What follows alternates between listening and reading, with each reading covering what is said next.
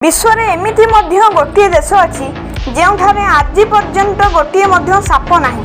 कहंतु तो से केउ देश? Option A Iceland, option B Ireland, option C Norway, option D Sweden. उत्तर जानवा पूर्व जिज्ञासा सजे चैनल को सब्सक्राइब करंतु, वीडियो टिके लाइक करंतु एवं कमेंट रे आपनको मतामत जणांतु।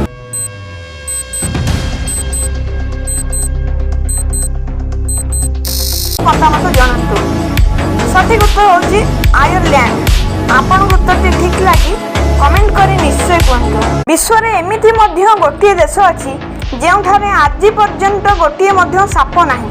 कहंतु तो से केउ देश? Option A Iceland, option B Ireland, option C Norway, option D Sweden.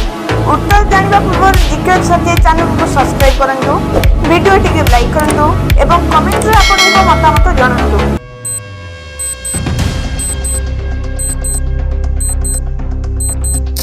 मतामत जणांतु। सठिक उत्तर होची आयरलैंड। आपन उत्तर ठीक लागी कमेंट करी निश्चय कहंतु।